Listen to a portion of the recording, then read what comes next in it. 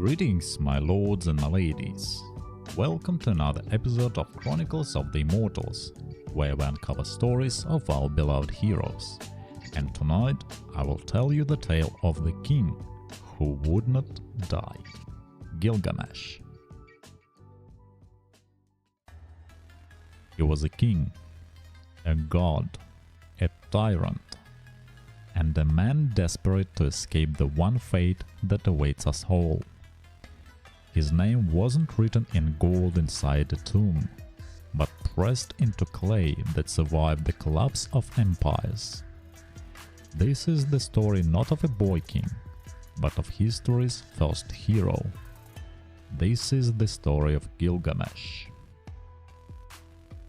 Long before the pyramids, around 2700 BC, a king named Gilgamesh ruled the Sumerian city of Uruk. He wasn't a phantom of myth. Historical records, like the Sumerian king list, confirm his existence. He was a real man, a powerful ruler who built the legendary walls of Uruk, walls so mighty their remnants still stand today. But the historical Gilgamesh was far from the noble hero we imagine. Ancient texts describe him as a brutal tyrant. He exhausted his young men in constant construction and claimed the right to sleep with any bride on her wedding night. His people cried out to the gods for relief. The gods heard their pleas. Their solution? Create a rival. A wild man of incredible strength named Enkidu, born of the wilderness, to challenge Gilgamesh. The two titans clashed in a battle that shook the city, but from that violent struggle, something unexpected was born. Not hatred, but the deepest friendship history has ever recorded. Transformed by his bond, Gilgamesh became a true hero. Alongside Enkidu, he embarked on glorious adventures, seeking fame and immortality through great deeds. For a time, they were invincible, but they had angered the gods. And the gods exacted their price. They struck down Enkidu with a slow, wasting illness. Gilgamesh, the mighty king, could only watch helplessly as his one true friend died. For the first time, Gilgamesh understood mortality, and he was terrified. Consumed by grief and the fear of his own death, Gilgamesh abandoned his throne. He embarked on a new, desperate quest, not for glory, but for eternal life. He would find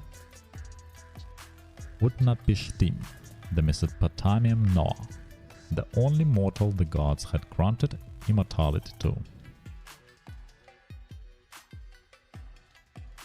After a journey that pushed him to the ends of the earth, he found the ancient sage. Utnapishtim listened to the king's desperate plea and offered him a test. "Stay awake for 7 days," he said. "If you can defeat sleep, the little death, perhaps you can defeat death itself."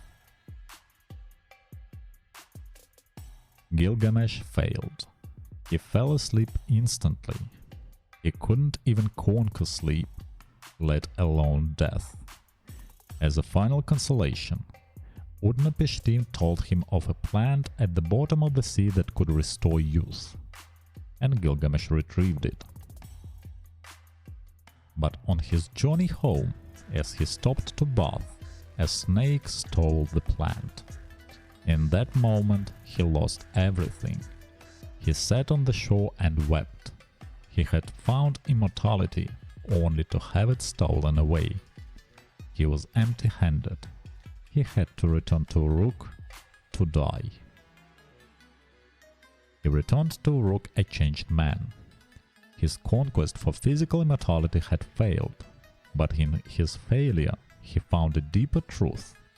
He pointed to his city, to the walls he built, to the society he had led.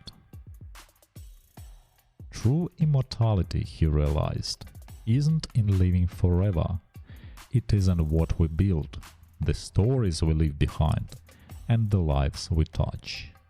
Gilgamesh, the mortal king, found his eternity not in a magic plant, but in the world's oldest story. His epic, written on fragile clay, outlasted empires, giving voice to the very human fears of loss, death, and the desire for meaning that still resonate with us 5,000 years later. He who saw the deep, the foundation of the city walls, look at them still today. Thank you for watching and see you again in the Infinity Kingdom. Bye bye.